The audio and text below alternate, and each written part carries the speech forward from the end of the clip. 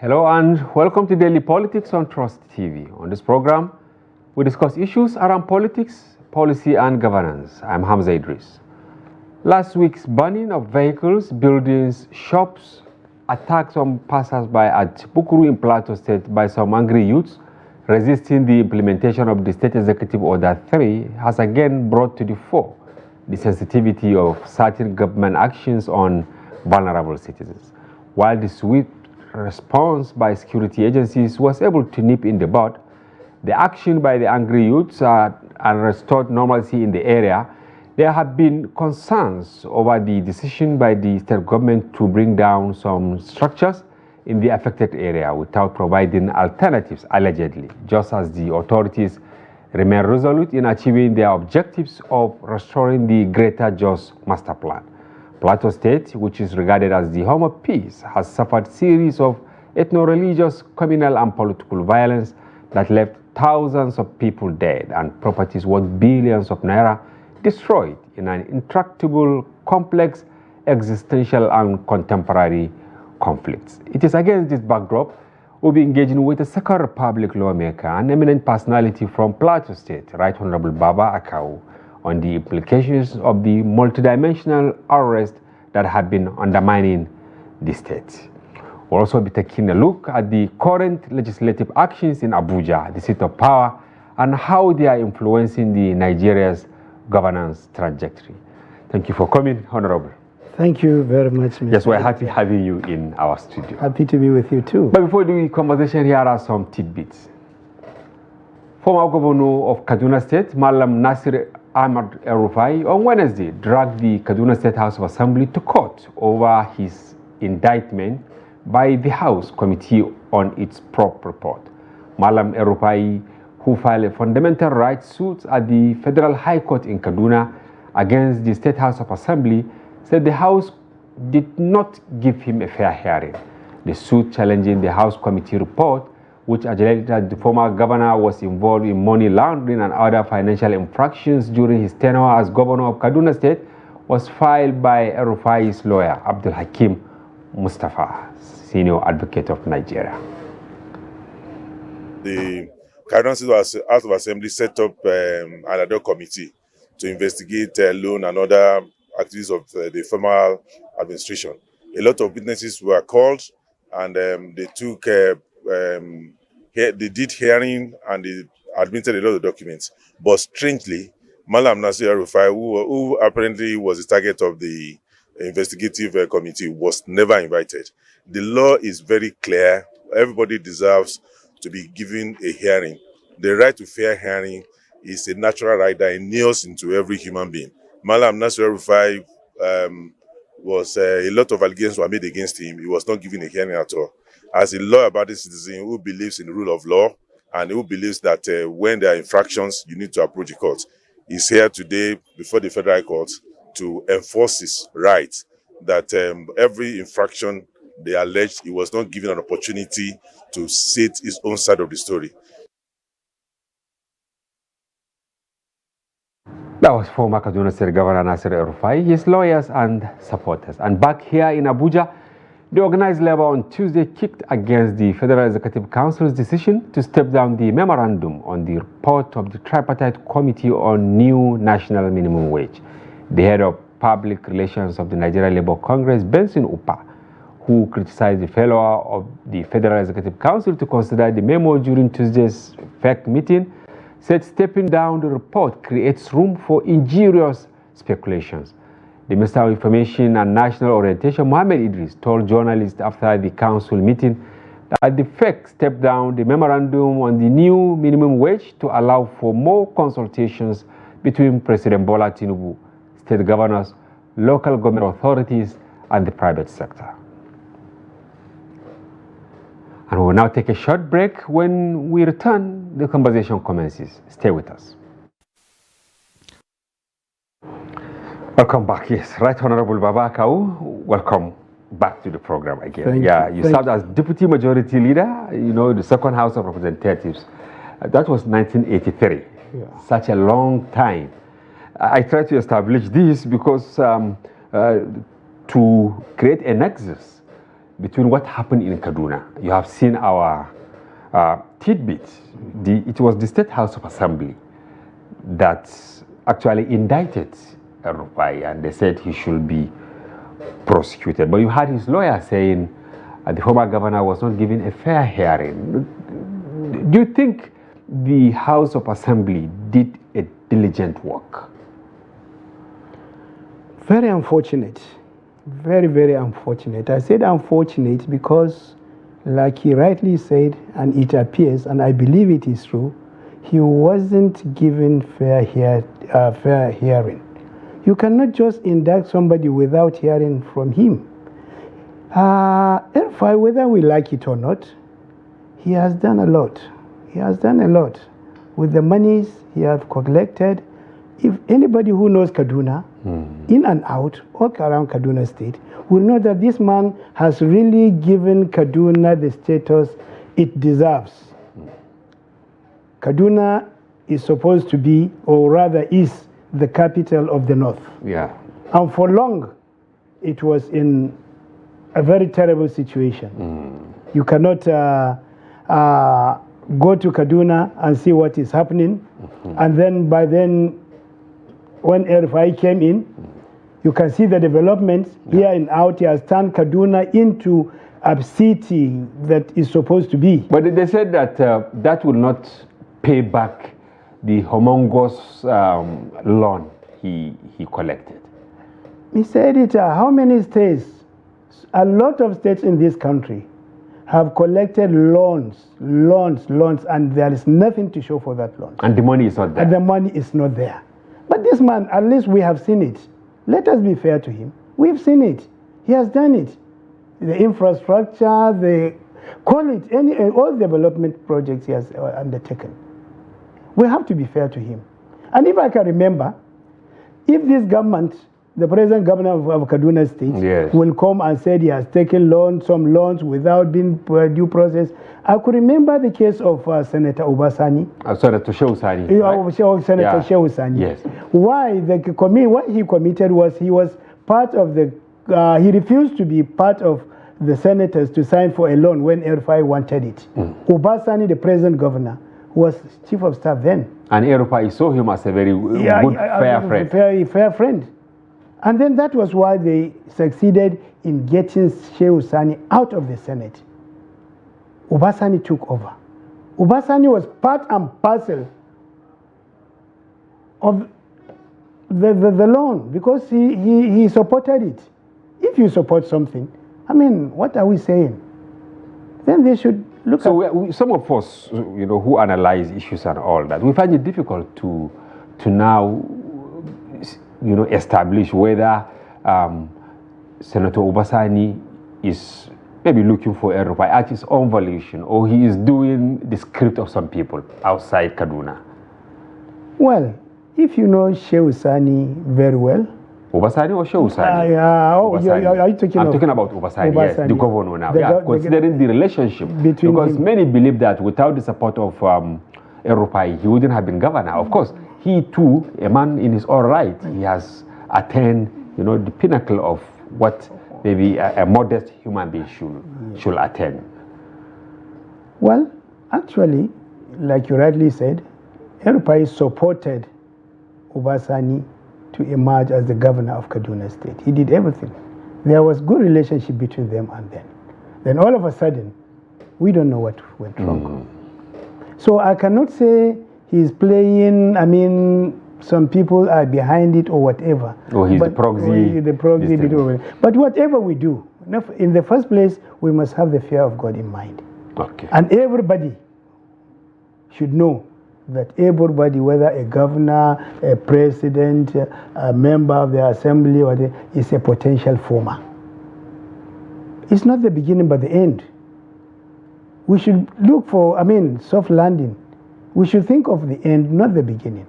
So in whatever we do, there must be the fear of God in whatever we do. There must be that kind of sense of reasoning. It is only in the north where we be molesting our leaders, molesting ourselves, fighting each other. All these things are happening. Without giving them the benefit of the benefit of the doubt. Things are happening. But what is the role of the State Assembly? The pedigree, do you think they really have the capacity to decide, or they are just... I don't think so. I don't think so. Because when you want, there must be equity, fairness, and justice. These are the people that are there to make laws, to make sure that things go right, to make sure that justice prevails, to make sure that everybody is given his right at his own time. But and they have failed in that. They have failed. Now, in what way, finally on Kaduna, in what way do you think this is affecting governance? Do you think Senator Obasani is concentrating on delivering services to the people? This is diversionary, definitely. You cannot concentrate with this kind of a situation. Instead of concentrating, putting a red line behind whatever is gone, face the reality forward. I mean, that's the way out. But for you now to get involved in things that have gone and issues that when you dig into it, it will consume everybody. Well, then for what benefit is that for? All right, back to Abuja. You can see Labour, they are meeting here and there. They are not really satisfied with the cat and mouse game being played by the federal government. What is your take? Should the Labour go back to trenches and ask people to stay at home for another round of protest? Or protest is not the way to go? Well, I think there must be sincerity of purpose, both from the government side and from the Labour side. Let us not be deceived.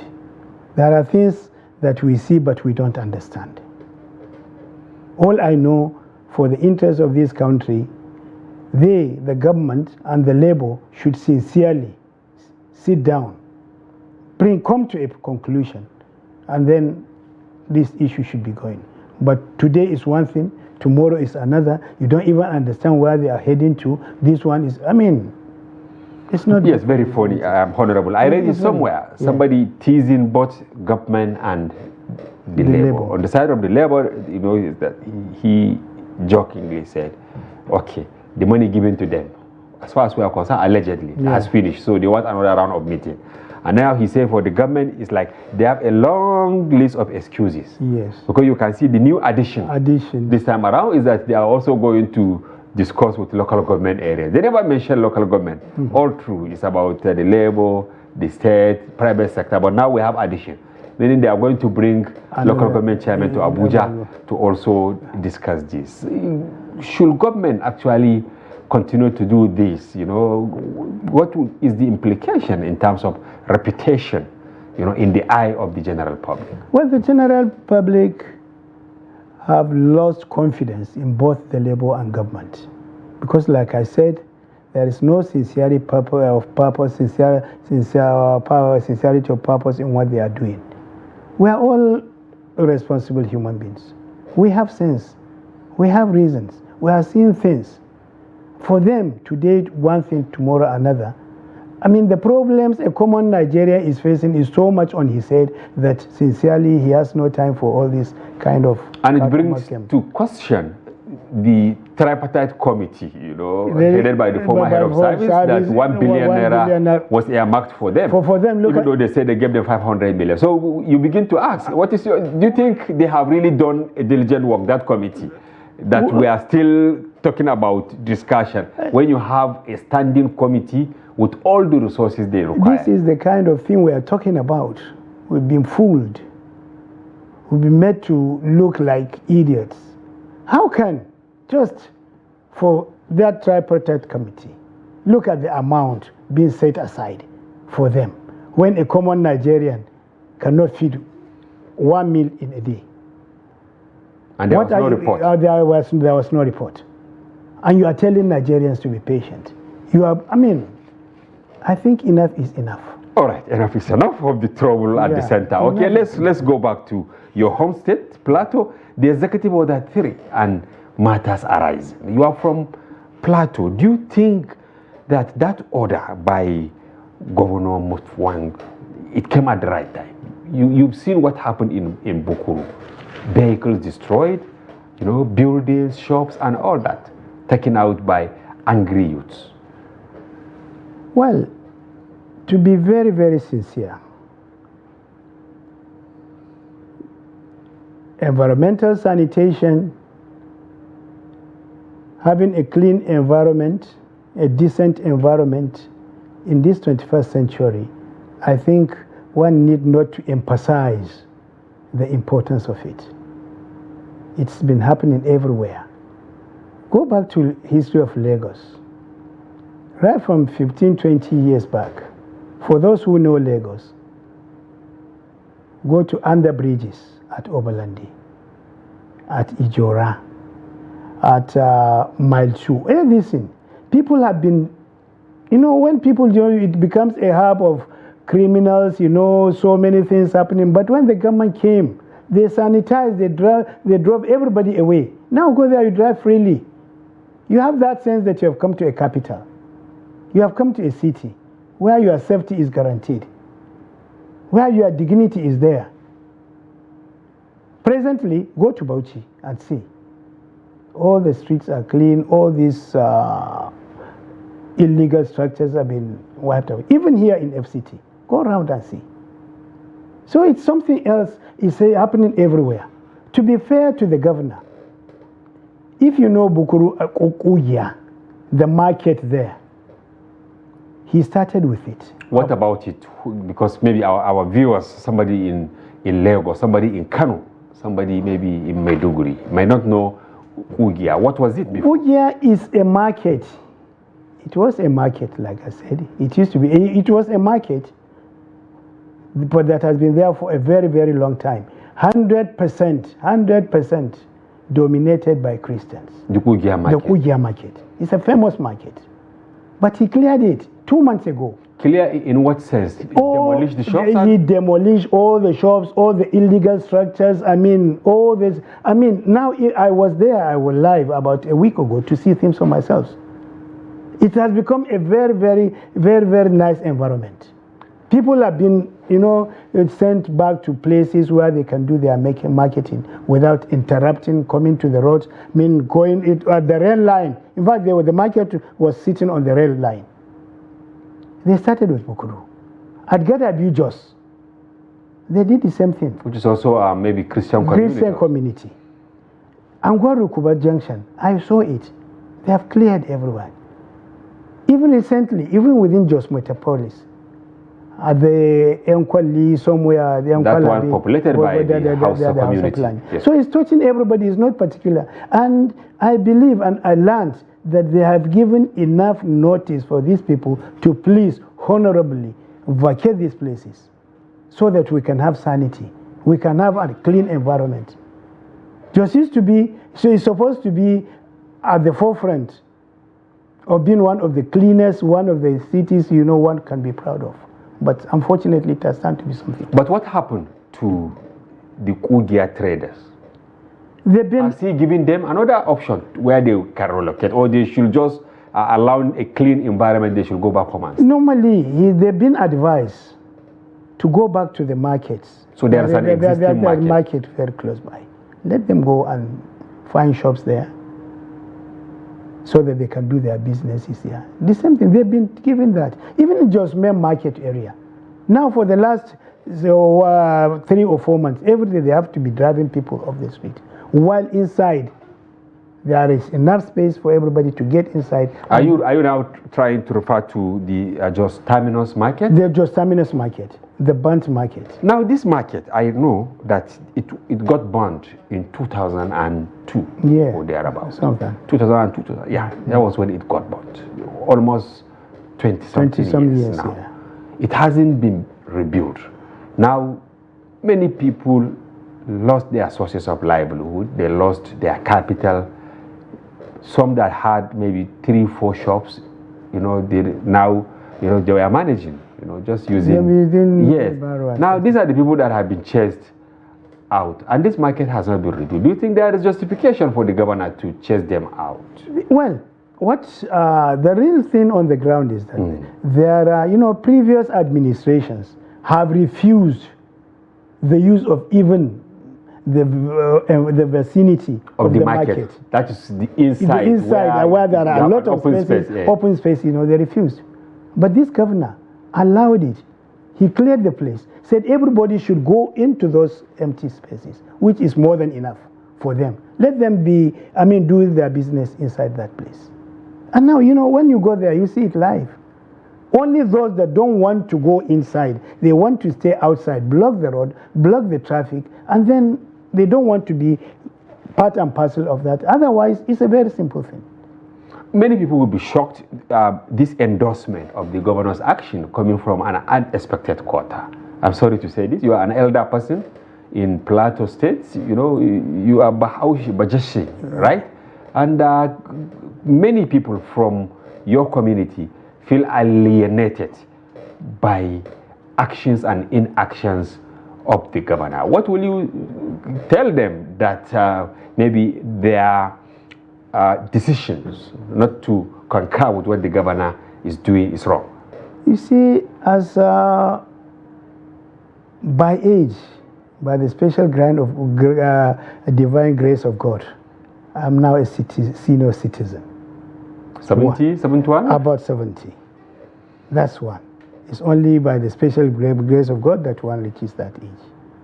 And then I happen, as of today, I am the highest ranking surviving member of the Second Republic and still a highest ranking member of the House of Reps, former members from Jos, Nassau and Plateau State for the last 45 years. I've seen day before yesterday. I've witnessed yesterday. By the special grace of God, I'm seeing today. And I hope to see tomorrow. There is nothing I can fear. There is nothing, I can always tell the truth, and the truth must be the truth.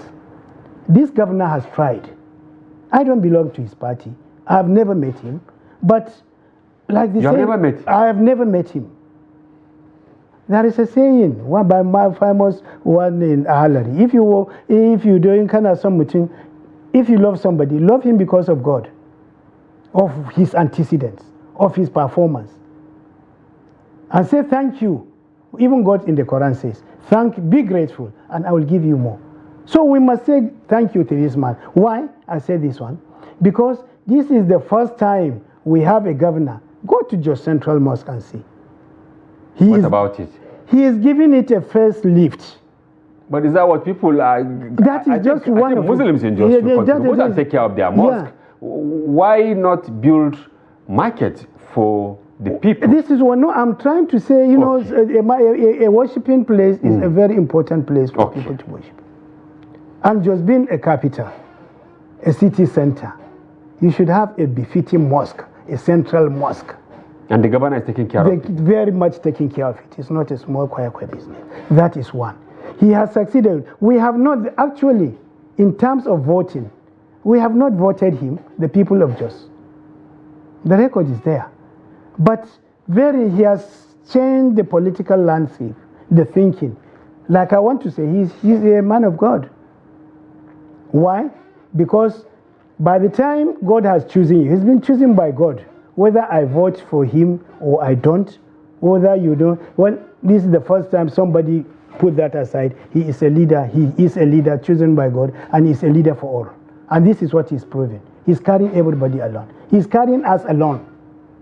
I'm not here to praise him, but I'm here to tell the world what he's doing. For 8 years, we have seen, the Jos people, even the government that we have served, we have seen what is there. People believe there was more peace of sorts beside the last days of former Governor Lalo. He was seen as the most neutral governor in recent times. You see, I don't want to go into that issue. All I know, the peace we had in Plateau, so far so good, particularly in Jos. In those days, at the beginning, of the crisis, when something happened in Lantang, then the people in Jos will react. It will happen in Shandam, there will be violence in Jos. But we have learned now, people have understood that we must be our brother's keepers. Wherever their problem is, they should face their problems. We should not just because there is a problem in Pangxing or in Mangu or something then we should start looking for each other and start killing ourselves, destroying ourselves. It has happened before. But now we let it be. We have been in peace with each other. We have understand through time, and God has intervened. Some believe that it is the level of deprivation in terms of poverty, lack of jobs and all that. People don't even have the energy to march on the streets to ask for their right and things like that. Well, you see, that's why we said for peace to prevail, there must be peace, there must be justice, there must be equity, there must be fairness for any government, for any governance. Once there are those, and if there are those, if those factors are being attended to, then there will be development. So in general, governments should learn to be fair. Government should learn to be equitable. Government should be able to be just. If there is that, I mean, there will be peace, there will be development, there will be no poverty, there will be all this rank or not. But the issue is that we've been faced with poverty, lack of understanding, lack of participation in affairs of the government, and everything. Now, if you go to places like Yankwali, you know, around the Delimi Mosque and all that, that was the rallying point of people, especially from Jos, where they converge, do businesses and all that. They are all not there now. Are you not really worried that these people have been displaced? Very few of them had options. No, if you go to if you go to Yankwali, right inside the market, the people are there. Businesses are going on. But at the periphery, along Bauchi roadside, where traders just come into the road, they occupy almost 1/3 of the road, blocking the road. All these petty traders. If you go there, I mean, before you pass, it's a problem. Now they've been saying, I mean, let them go off the road, and people have obeyed it. Now people are off the road, and there is sanity. You go there, you feel that, yeah, really, this is an environment, this is an organized society. The question is, we must organize ourselves. I mean, stop, doing all these kind of things that will make us look foolish and stupid. All right, Honorable, we'll go on a short break. And viewers, we've been discussing with Right Honorable Baba Akawu, and we'll go on a short break. Don't go away. We'll be back shortly. Welcome. If you are just joining, this is Daily Politics on Trust TV. Do well to follow the conversation across our social platforms on Facebook, Instagram, and watch us live on YouTube. We still have in the studio Right Honorable Baba Akawu. He served as Deputy Majority Leader during the Second House of Reps during the Second Republic. Welcome back. Thank you. Yes, you have praised Muftwang of bringing sanity in some sense to Jos. When you are talking about greater master plan, you know, encompasses a lot of things. Good roads, houses for people, you know, educational institutions, you know, marketplaces. As I said earlier, Jos main market is a goner. A very long time. Meaning that people living in that community are still facing a lot of challenges. Do you agree? I very much agree. Okay, then let me hear you. How can some of these things be addressed? What I want to tell the general public is Jos Municipal is choked up. The challenges we are facing as people is that of shelter, accommodation. And I think, and I will appreciate to face that challenge, to provide land for people, for just to expand to the city center. There is this road, federal road, from the Bauchi end side, that is about 10.5 kilometer road, linking from mile 7 Nepa, goes through Yelwa town, Yelwa village, bursts out at Naraguta Brick Company, then it comes out to what we call Gidaman Jagab along Bauchi Road. It's about 10.5 kilometers. There is a land, arable, There is a land for development. And people have started building up to that places. I believe if our legislators at the federal level, because we've been lobbying for them to make sure that that road is a federal road, it will be a sort of bypass. It will provide land for development, for housing, for the people in Jos. And I believe by the time that 10.5 kilometer road is constructed, a new community will come up, a lot of ease will come, and then there will be, that shortage of accommodation or shelter we're talking about. But you can see demolitions ongoing almost every other day. And I don't know whether any governor has found it pertinent to build any house, whether in the western side of Jos or eastern. Yeah, we hope and pray this government will do that. But I'm just trying to bring the attention of the government. That road, if constructed, will provide the needed land for shelter, accommodation. The government even will come along that side and build houses for its people. We have a representative, Senator Adudu, in FEMA board, representing North Central. We have our legislators with the governor. I believe if they work hard, push it hard, lobby, that road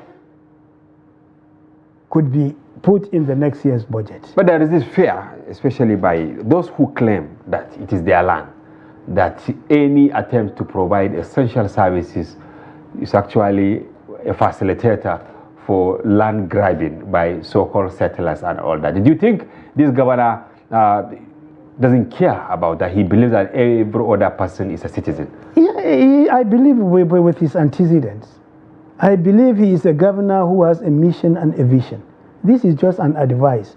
Maybe, I believe it may be he thinking about. But if that is done, like I told you, it will help. And if you cross that road on the other side, the eastern side of the road, there is by Ginger Oil, by what we call, there is this Deeper Life.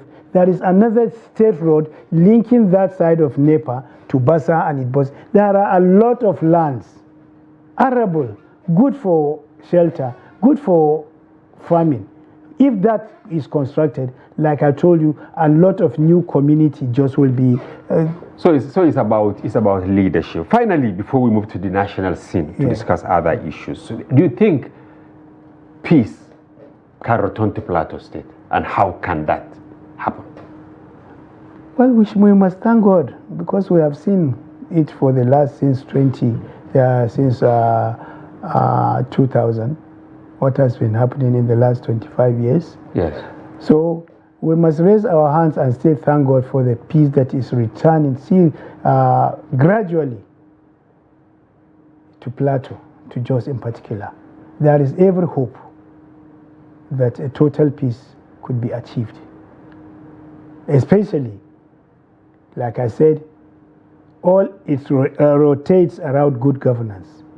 Good governance, that is involving everybody, fairness, equity, justice, giving everybody the sense of belonging, giving everybody his rights, treating everybody as equal.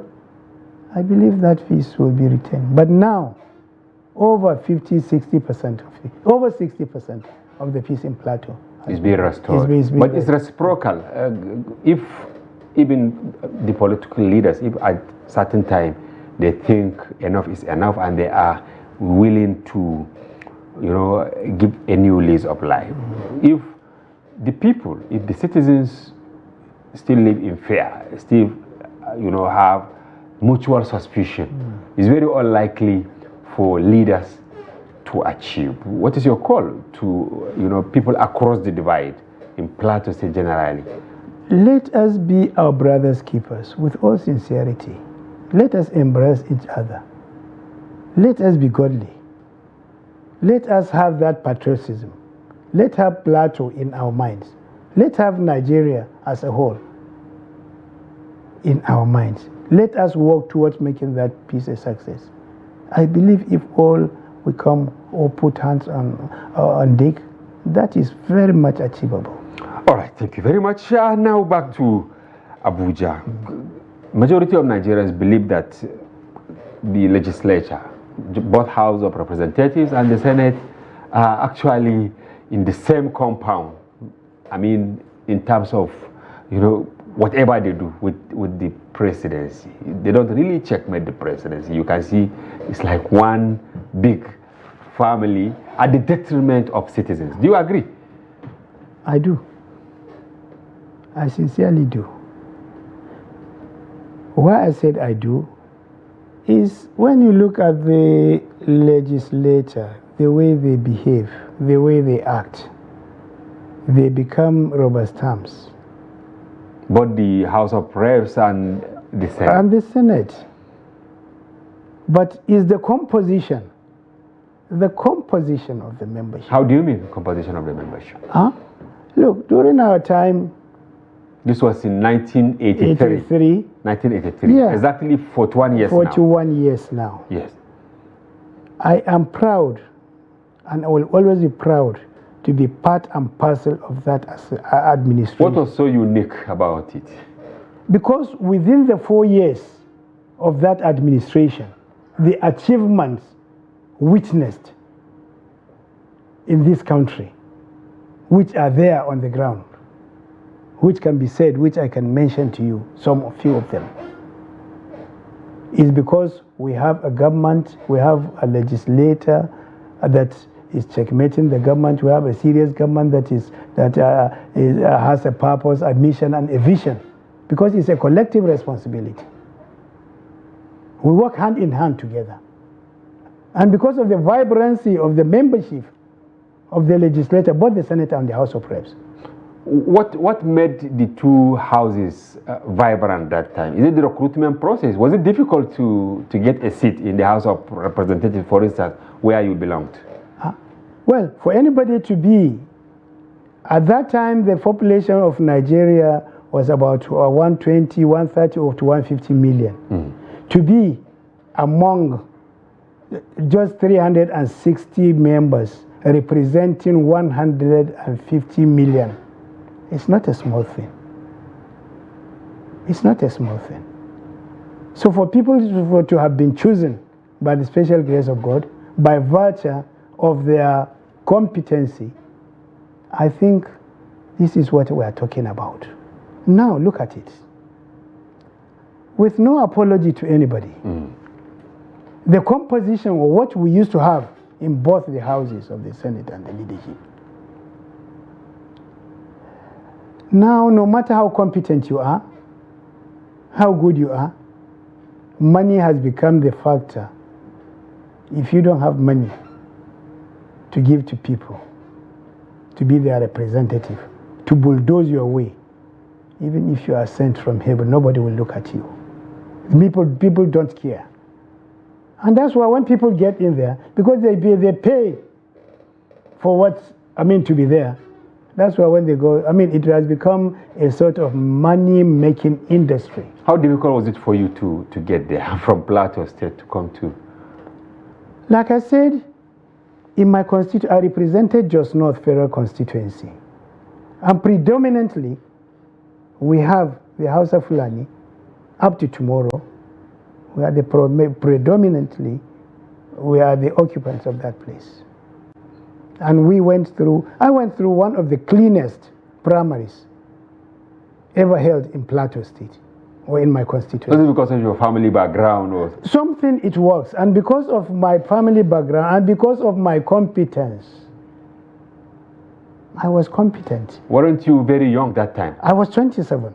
27? 27. 27. And I represented my people within that period very well. I didn't give people money. Were you preaching to them to accept it? No. The youth, particularly the youth, and some responsible elder statesmen believe that we should have a competent representation. We should have people that will represent them. And they look at my pedigree and they believe I can represent them. Now, while in the house, I don't know, maybe it may be a tough one. Can you recollect how much they were paying you, what the take-home pay at that time? I think it's about 10,000 naira. Per month? Per month. Do you have constituency project that time? We did. There were allocations for that. That meaning that the millions go through those. You see, normally, you see the function. You see, when you have a constituency project, and what is even happening now, you can have a constituency project as a member representing that constituency. You are supposed to supervise, to make sure. Not to do the contract. Not or to collect the money. Not to be the contract. Not to even collect the money. But make sure the right thing is done, the right contractor is being employed, and the job is done. But it's a situation before you now, you become the contractor, you hijack.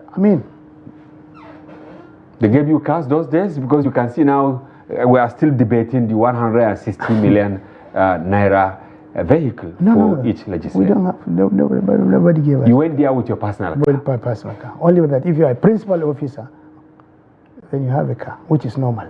At what level you think we got it right? Because many believe that if you have a robust legislature, the tendency is that both the judiciary and the executive will fall in line. That is why we should have the right people. People should be chosen. The right people should be chosen. The elites, those that have the qualification, should come out. And the general public should be enlightened, though they are becoming enlightened more and more. We have qualitative representation. Well, now you have people with PhDs, people with master's degree, some with 2 or 3 or 4 degrees. They have populated the National Assembly. So is it about education, or beyond that, we missed the road at certain level? There is not just about education, but look at who forms the majority. Are they the professors or whatever? Who are the majority? Who are the majority of members? Well, we are trying to advocate, and we are telling those the things are changing, times are changing. People are becoming more enlightened. The common man is becoming more and more enlightened on who he wants to be his representatives. We should look for people of integrity. We should look for competence. We should look for deliverance. That's all. Things must change. But people believe that there is this weapon the politicians are using, hunger. People can't eat now, so when it is time for election, maybe 1 kilo of rice, sometimes maybe 2 instead of Indomie. You now have your way to go to the... You see where the whole thing went wrong, you see? First, I am one of the advocates of the total abolition of this presidential system of government. Let us go back to parliamentary. Let us make some changes that will make parliamentary, it's a part-time something, it doesn't consume all this, But this presidential is so corrupt. It promotes corruption. It promotes underdevelopment. It promotes all this kind of rubbish we're having. And that's why you see people are not even talking about, first and foremost, though I know these days, there are speculations that this constitutional reform is coming out, that they are thinking of. That's the best thing that should happen. Let us abandon this presidential system. Adopt a system that we can afford. We cannot be we are not in a position... We are in any way, Honorable, yes. That even the parliamentary system will change anything if Nigerians are the way they are. We have to change. And the change, you see, what we lack, God has provided, God has given us everything. Human, call it. But our main problem is lack of leadership at all levels. Go back to history. Look at our leaders that fought for Nigeria's independence. Look at the Nigeria after independence. Look at the First Republic. Look at even the Second Republic, those that immediately come. These are people like the Sardaunas, the Zigs, the Awolowos, they are there. They have served this country efficiently, selflessly, with all their And what they have even put on ground is what we have destroyed. What we have, okay, we had good leaders. Now, Honorable, beyond the parliamentary system, are you comfortable with the 2 houses that we have now? Of course, even during your days, you have the Senate at the House of Reps. Do you think we should maintain them in the event that those against the coming back of parliamentary system have their way? Should we abolish one of the houses? I don't think it is okay. We can either reduce the membership, the number, but we are trying to, first and foremost, we are trying to save cost. Cost must be saved because the way and manner the legislator is consuming part of the economy so much. So we must look at a way. There are so many rational ways. Let us bring our heads together. Think of a way, something, look at our culture, look at our tradition, look at our economy. Who will make the sacrifice? Because if I had it, and we all had it, that even in these difficult times, the allowances of members of the National Assembly, that of ministers and all that, have been jacked up while we are still battling to increase the salary. That is the irony of it. That's why you don't blame a teacher. That's why you don't blame a professor or teacher lecturing in the university. You don't sacrifice, and you're asking me to sacrifice. Me that I'm even doing a better job or a more hazardous job than you. It's funny.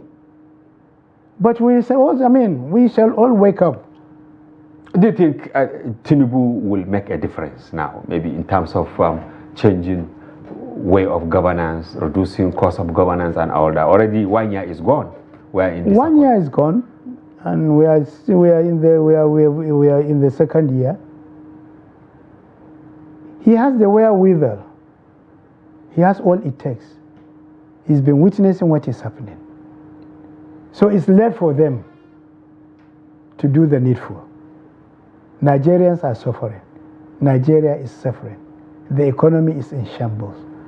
The polity is nothing to write home about. Okay, before we round up, some of you are still alive, right? Members of the second house of yes. Have you been consulted, maybe at the state or at the national level? This is it. We see we are the most disadvantaged, even from our legislators. But recently, we are regrouping. I am the leader. Okay. The speaker, our speaker of the Second Republic is gone. Deputy speaker is late. As at the time of the demise, I was both the majority, I was the acting leader as well as the deputy leader. So maybe have very few of the members. Huh? Yeah, we have I have them. We are now grouping. We want to, at this time around, we want to contribute our own quota with the political sagacity, our experience, our maturity, or people that have seen it all. We have woken up from our slumber. They will be pushed into by negligence and lack of people, even our legislators involving us in governance. We feel we have all it takes to contribute, especially at this particular time. All right, thank you very much. A very interesting topic, but no time. Thank you very much, Right Honorable Baba Akawu, Deputy Majority Leader, Second Republic House of Representatives and Elder from Plateau State, for your informed perspective on all the issues we raised today. We hope to have you some other time. Thank you very much, Mr. Yes, and viewers, that's a wrap on today's package. We sincerely hope you found the conversation engaging and informative. And be sure to join Daily Politics Live every weekday on our special package on Friday, during which we open our telephone line for you to comment on national issues. Once again, I'm Hamza Idris. Bye-bye for now.